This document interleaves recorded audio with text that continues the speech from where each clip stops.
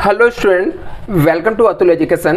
तो फ्रेंड, आज की वीडियो में हम लोग देखेंगे इंपॉर्टेंट कॉन्सेप्ट ऑफ अकाउंटेंसी, जिसके अंदर कुछ कॉन्सेप्ट होते हैं जो कि बहुत ही कंफ्यूजिंग होते हैं। जैसे कंसिस्टेंसी कॉन्सेप्ट हो गया, कंजर्वेटिज्म कॉन्सेप्ट हो गया, गोइंग कंसर्न हो गया। तो ये सब कॉन्सेप्ट होते हैं अकाउंटिंग के, जिसके बेस पे अकाउंटिंग हम लोग मेंटेन करते हैं।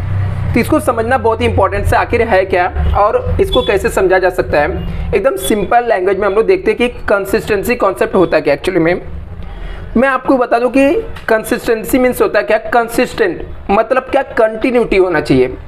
आप जो भी अकाउंटिंग पॉलिसी फॉलो करते हो या जो भी आपको अकाउंटिंग के मेथड से फॉलो करते हो, वो आपको क्या करना चाहिए, कंटिन्यू फॉलो करना चाहिए। आपको बार बार चेंज नहीं करना चाहिए, कंसिस्टेंट रहना चाहिए उसमें। जैसे यहाँ पे लिखा हुआ है, accounting policy should be followed consistently for a one period to another.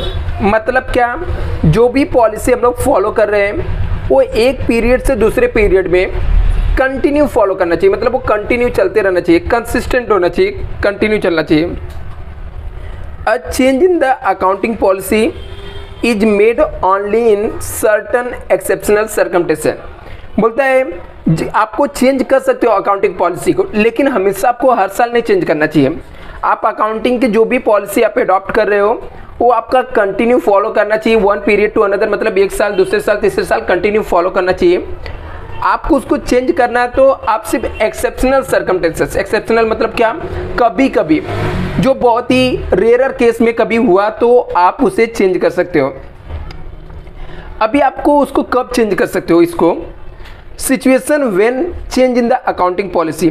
कौन सी सिचुएशन में आप अकाउंटिंग पॉलिसी को चेंज कर सकते हो, to present the books of account in accordings with the new accounting standard. यदि आप अपने न्यू अकाउंटिंग स्टैंडर्ड्स में बुक को आपको प्रेजेंट करना है, नए अकाउंटिंग स्टैंडर्ड को आपको फॉलो करना है, सिंपल सी बात है, तो आपका पॉलिसी क्या हो जाएगा, चेंज हो जाएगा। तो नए पॉलिसी के हिसाब से आपको प्रिपेयर करना पड़ता है अकाउंट्स को।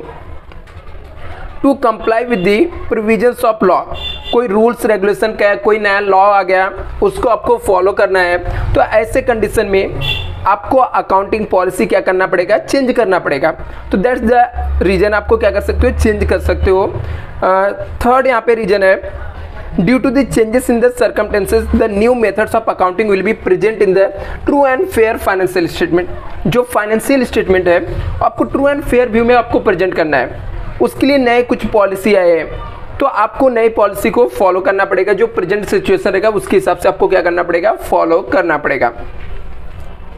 नेक्स्ट जो कॉन्सेप्ट है वो है कंजर्वेटिज्म।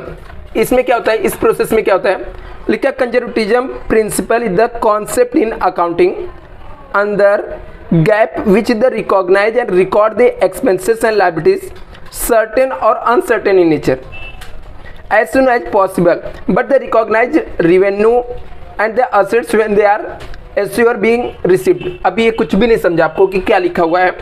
तो कंजर्वेटिज्म मीन्स क्या होता है, ये जो कॉन्सेप्ट है ये क्या बोलता है कि जो आपको जब बुक्स ऑफ अकाउंट्स में आप रिकॉर्ड मेंटेन करते हो, तो ऐसे में जो आपके एक्सपेंस रहेंगे, लायबिलिटीज रहेंगे, यदि आपको खर्चा हो गया ये आपको लगता है एक्सपेंस होने वाला है, ये आपको लगता है कि हमारा कर्जा होने वाला है या कर्जा ले रहे हैं हम लोग, तो उसको बुक्स ऑफ अकाउंट में रिकॉर्ड कर दो, तुरंत रिकॉर्ड कर दो।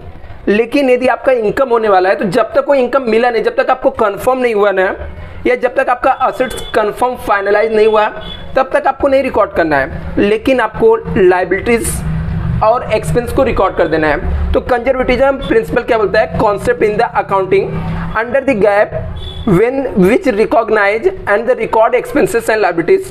बोलता है रिकॉर्ड करना है एक्सपेंसेस और लायबिलिटीज, सर्टेन और अनसर्टेन, फिक्स रहे या नहीं रहे, आपको उसको रिकॉर्ड कर देना है। किसको, एक्सपेंस और लायबिलिटीज को, बट जितना जल्दी पॉसिबल हो।